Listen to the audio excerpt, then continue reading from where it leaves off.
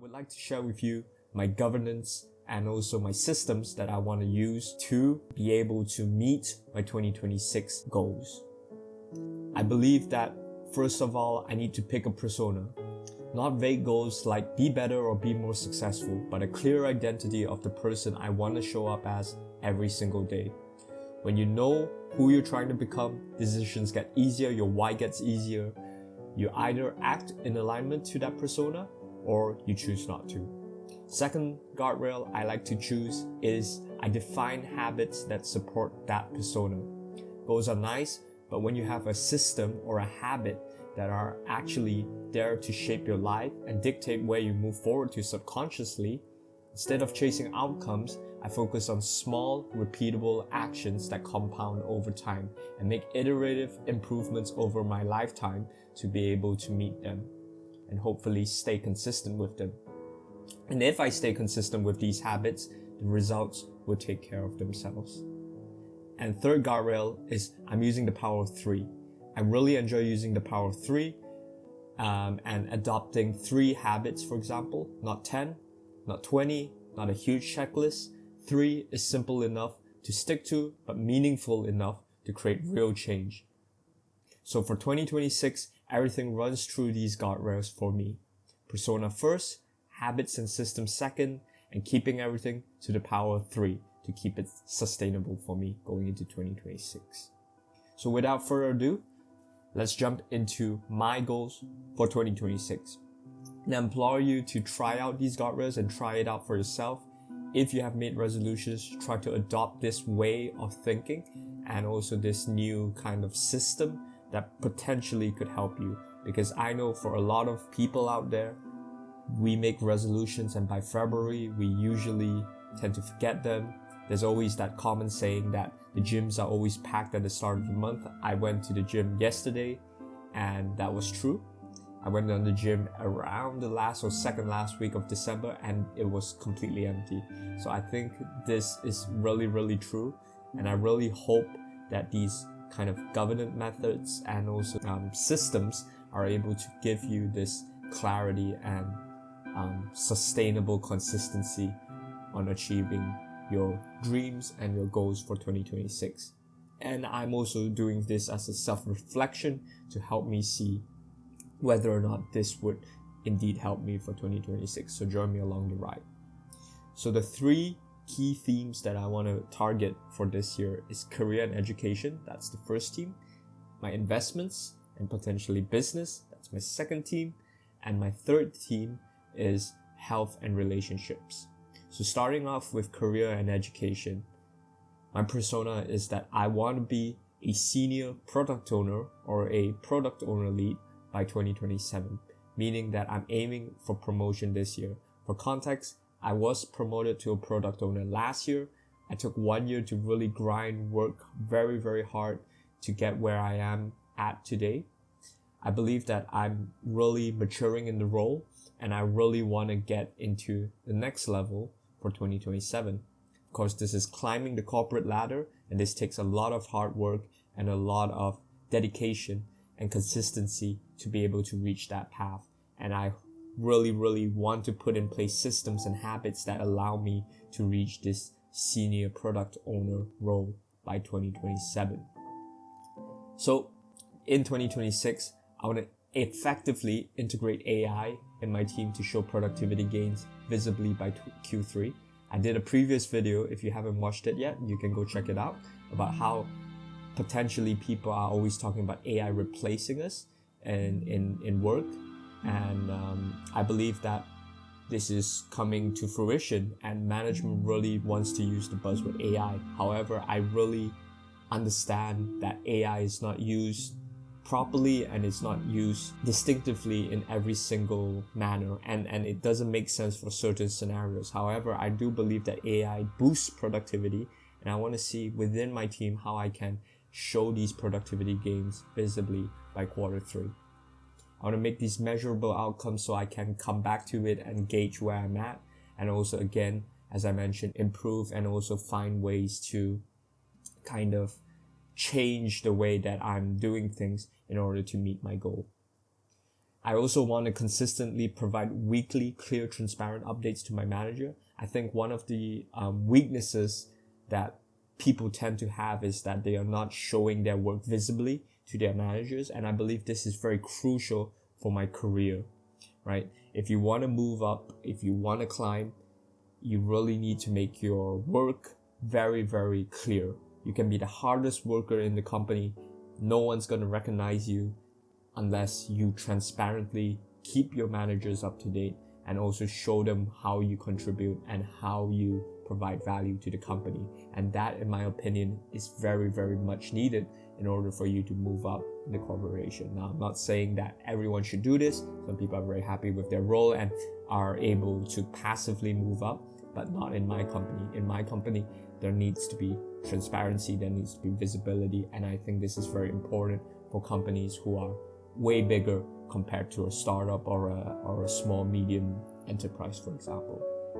And onto my education, I want to conclude my MBA by Q2 to Q3. There was an unfortunate set of events that came into play in my life that caused my universities to add another prerequisite course midway through the year. So I have to suffer through another year, unfortunately. Not another year, sorry, but another semester, unfortunately. And this has caused me some demotivation, burnout. And I, at this point, really just want to get my MBA out of the way to help my career. And yeah, I just want to really try to push myself to get my thesis and that subject done by Q2 at least. And hopefully I can conclude my MBA and graduate. Now moving on to the second goal that I've set myself, and the theme here is investments. And the persona I want to fulfill is I will be a business owner, I'll be an investor that is able to make steady side income other than my full-time job. And to do this, I have identified 3 things, again, pointing back to the power of 3, which I want to do to help me achieve this. So as a business owner, I have 2 aspects that I want to do, which is YouTube and my residential rental property. I want to get that up and running. And then for my investments, I'm going to talk a little bit about my net worth. So let's start with YouTube. I started this YouTube channel a while back, I think a few months back. I think I'm pretty consistent now. However, I want to keep this consistency going. I want to set up some systems. I want to use what effort I have after work and willpower that I have to really invest in this YouTube channel and grow it as best as I can, and also use it as a self-reflection tool for myself on my journey into the realms of business and also into the realms of making content and marketing. Right? So I want to be able to upload YouTube videos that hopefully is very useful to the community, if not to myself as well, once every 2 weeks. And that accounts to about 26 videos when you consider 52 weeks in a year. And I want to be able to make shorts every 3 days from the videos that I've created, and that takes some effort, but that should amount to 121 shorts in a year, which is pretty significant for a channel to grow. Now, I also want to be able to tap into that business area of reality, right? That is the digital business that I'm trying to build. Now I'm trying to look into reality. I also want to buy my first residential property here in Malaysia, and I want to grow it out. So in Malaysia, we are blessed with our first property being stamp duty free, which means that for taxes, you don't have to worry so much about it. You can buy your first property and you can get about, I'm not sure how many percent precisely, but about a 2 to 3% discount. I also, with that rental property, want to learn how to renovate, how to rent out things, the legal side of things, and I also want to learn how to systemize rental tasks like rental collections, and also for dealing with emergency situations, which requires me to be out 24/7, like being locked out, the tenants being locked out, utility issues, and toilet clogging up, for example, aircon not working. These emergency situations, they can call you up at 12 a.m., 2 a.m. and say, hey, I'm locked out. I need a solution to get in my house. So as a landlord, I think it's really important for me to make this a sustainable and as passive as possible business, to be able to systemize these things and think of ways of automating it. And I think that's a real challenge that I'm very excited and also very anxious to get into, but I'm confident that I'll find solutions. And last but not least, for investments, I want to grow my net worth to 535,000. So I'm accounting for the regular average increments that I have each and every single year, and I want to really fight my way each year to reach the net worth that I want to. And my target for the end of 2026 is 535,000 ringgit in my net worth. I already have a system in place. I just have to see it through, which is I do a monthly checkup every month of my assets. I diversify, I move things around, I sell, I buy, and I actively dollar cost average into, assets that are not doing so well during that time, but I still have high conviction in. That's where I pump my money into. And I probably will do another in-depth video on this in my next few coming up videos, and hopefully you guys will find value in that as well. Now, moving into arguably the most important thing, because I believe without your health and without relationships, we as human beings cease to function properly. So health and relationship is one of the pillars that I really want to focus on in 2026. I believe without health, without relationship, your career doesn't matter, your education doesn't matter, your investments don't matter, your business doesn't matter if you don't have these two very key factors in your life. So the persona I want to fulfill is I will be a physically, mentally healthy person that others enjoy being around. The first set of things that I want to try to achieve is I want to travel with my loved ones at least once a year and meet up with them. I've already set up some trips that I have planned, and also meeting up with some of my friends. As I mentioned, I grew up in Vietnam, so a predominantly big amount of my really close friends are based in Vietnam. So I'm going to be traveling back to see them. I'm also going to be visiting my parents back in Vietnam as well. I am also going to be bringing my girlfriend around, to some other countries that we've never visited before together, and also spend some meaningful time with her as well. The other thing I want to really work on, particularly for my health, is to be able to meditate at least twice a week. I want to be able to meditate twice a week because I really do have some pretty bad habits that I don't feel very comfortable sharing to the public at this current moment. Maybe when I feel more confident or I feel more controlled in terms of my addiction, I will start sharing it in public, but I'll keep that private for now. But I really do hope that meditating at least twice a week would really help me. I reflected back in 2025. I've also set a goal to meditate every single week.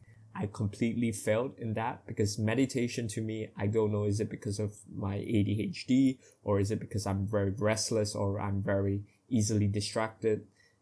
I couldn't stick to that plan very, very well. So I want to do meditations now. I want to boost it up to twice a week.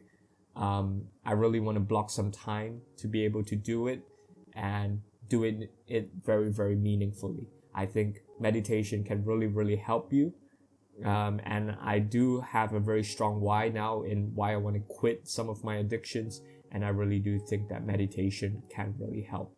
And hopefully I'm able to see it through, block some time, systemize it, automate it, make it a subconscious thing that I do just regularly. Now, third thing that I want to do in terms of, health and relationships, particularly in the health theme, is consistently work out now. I've been consistently working out, I would say, every single week now. And I wish to continue this into the future, hopefully do it 2 times a week. I feel, however, I have to break it down even further because I feel like the progress I made in the gym isn't as significant as I would like it to be. And I do see from my health checkups that I, for example, have high cholesterol, and that's something I want to burn. And to do that, I have to do some calisthenics. I have to do some, cardio to effectively help in these aspects, right? So my gym routine now is to do at least a 3-minute plank. I want to be able to do 20 pull-ups, no rest. I want to be able to bench 40 kilograms. I want to be able to do 15 kg curls on each arm, and I want to be able to run a 10-kilometer run without any issues. Okay, so these are my technical gym goals that I have, and in order to achieve this, I really do think I need to keep that weekly routine of going to the gym. I hopefully want to bump that up to twice a week at least, but I really do think that these are goals that are quite ambitious. I think pull-ups today I can only do 7 pull-ups, and for planks I can only do up to 1 minute to barely 2, and then I kind of struggle. And then for bench press I can do like about 30 or 35 kgs now, maybe 15 or 17 kgs on each arm. Curls I can only do about 12.5 kgs now. So these are pretty ambitious goals that I want to hit, and I hope that I'll build some systems that help me to reach these goals. Now, I spoke a lot about my goals, but I want you guys to reflect back on the 3 key steps that I've identified. I want you to set a persona. So for me, I'll be a senior product owner by 2027. I'll be a business owner and an investor that has a steady side income, and I'll be physically and mentally healthy as a person, and where others enjoy being around too. So that is my persona, and then I've set some habits and some systems that help me support being this persona. And then the third thing that I use, as you can notice, is the power of 3. I set 3 personas, I set 3 systems, and that should help me make things realistic and also not overwhelm me too much going into the future. So with that, I wish you guys the best for 2026. I want to say, we have struggled in 2025. We had burnouts, but I also want us to reflect on the good times we had, and also, the positivity that we had in 2025. I want you to look forward to 2026 with full positivity. I want you to try your best for 2026. Let's do this together. Let's make this year a great one. And I'll talk to you guys soon in the next video. Thanks for watching.